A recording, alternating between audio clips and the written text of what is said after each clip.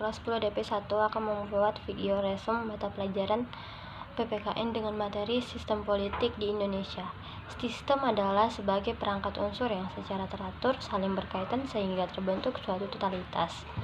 Politik adalah usaha untuk menentukan peraturan-peraturan yang dapat diterima baik oleh warga untuk membawa masyarakat ke arah kehidupan bersama yang harmonis. Pengertian sistem politik menurut para ahli. Ahli yang pertama, Sri Sumantri, yaitu sistem politik adalah pembagaan antar manusia yang berupa hubungan antara suprastruktur dan infrastruktur politik. Yang kedua, David Easton, sistem politik adalah sebagai sistem interaksi dalam setiap masyarakat yang dalamnya dibuat alokasi yang mengikat atau bersifat otoratif.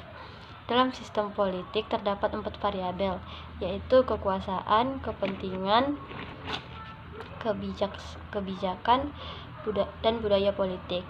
Masuk ke materi baru, yaitu suprastruktur dan infrastruktur.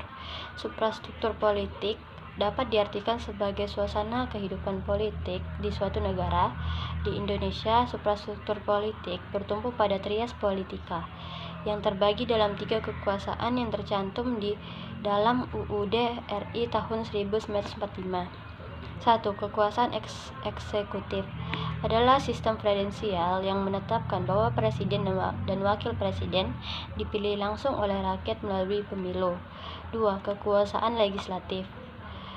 Tugas DPR dibantu oleh Dewan Perwakilan Daerah yang keanggotaannya dipilih langsung oleh rakyat.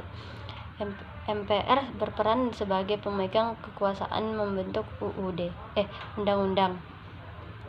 Yang ketiga, kekuasaan yudikatif. Undang-Undang NRI tahun 1945 dan perubahannya menetapkan lembaga terkait dengan pelaksanaan kekuasaan yudikatif, yaitu Mahkamah Agung atau MA, Mahkamah Konstitusi atau MK, dan Komisi Yudisial yaitu KY. Mahkamah Agung merupakan lembaga negara yang melakukan kehakiman. Mahkamah Konstitusi yaitu lembaga yang keberadaannya penjaga konstitusi.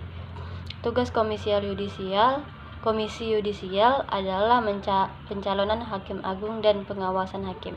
Sekian penjelasan materi dari saya. Terima kasih.